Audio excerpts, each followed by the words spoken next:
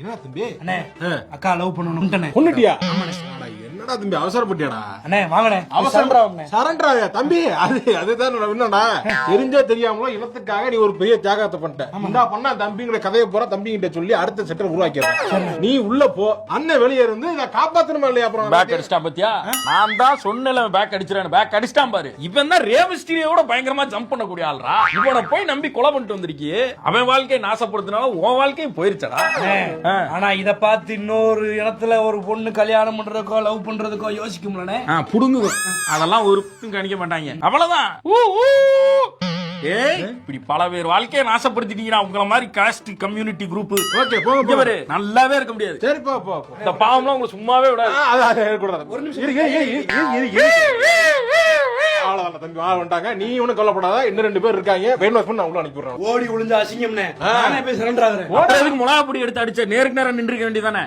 நேரடியா அவனே கையை கத்திய கொடுத்துட்டு இப்படி வால் சண்டை போட்டுக்க வேண்டியதானே? மிளகா பொடி எடுத்து மூஞ்சில அடிச்சுட்டு முதுகுல குத்தி கொண்டிருக்கு மூதேவி. இதுக்கு வீரம்னு பில்டப் வேற. இந்த வீரம் வேதாளம்லாம் எங்களை காட்டாது. இந்த மாதிரி எத்தனை பேர் வாழ்க்கையை கெடுக்க போறீங்க? இந்த மாதிரி நான் கூட்டத்தை கஷ்டப்பட்டு கூட்டு வந்துட்டு இருக்கேன். நீ தேவையில்லாம களத்துக்கு விட்டு நீ என்னையா இதுல வீரம் இருக்கு? இவ்வளவு நிறுத்துக்கு அருவா வாங்கி வச்சுட்டா அவனா வீரனாயா?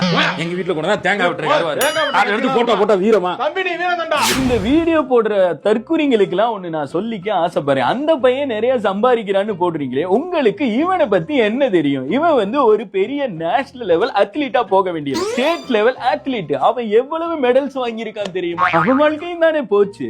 அவன் போனா ஜெயிலுக்கு போயிட்டானே. நல்ல அத்லட்டா வந்து ஏதோ நல்ல வேலையில போய் செட்டில் ஆக வேண்டியவன் ஏதோ ஒரு பைத்தியக்கார பிள்ளை ஏதோ ஒரு இதை பேசுறி எவனோ ஏத்தி விட்டுருக்கான். ஏத்திட்டு இவன் ஜெயிலுக்கு போயிட்டான். இவன் வாழ்க்கையும் முடிஞ்சு போச்சு. செத்த வாழ்க்கையும் முடிஞ்சு போச்சு. இவங்க வந்து ஏத்தி விட்டான் பாருங்க. அவன் நிம்மதியா இருப்பான். அவன் வீட்டுல நடந்துச்சுன்னா கம்முன்னு போயிருவாங்க.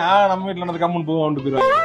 ஆனா நான் என்ன சொல்ல வர்றேன்னா, ஒன்னும் சொல்ல வேணாம். நீங்க தப்பு பண்ணானா தம்பி அவன் அவசரப்பட்டாங்கிற வார்த்தை வந்துச்சா தெரியாம கேக்குறாங்க. அவசரப்பட்டுட்டான் அப்படி கூட சொல்ல வேணாம். அவன் மேலயும் ஒரு நியாயம் இல்ல. அவர் பக்கத்து ஒரு நியாயம் இருக்கு.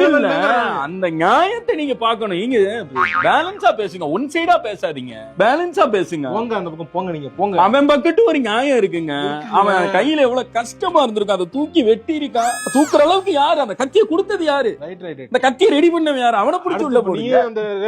வரப்போற நீ இப்ப அதான் சிக்னல் குடுக்கறாங்க. இப்ப பாருங்க நானும் பேசி வச்சிருக்கேன். நானும் அந்த மாதிரி ஆளதான் காமிச்சிக்கிறீங்க. அதான் இப்ப இல்ல அப்படி கிடையாது.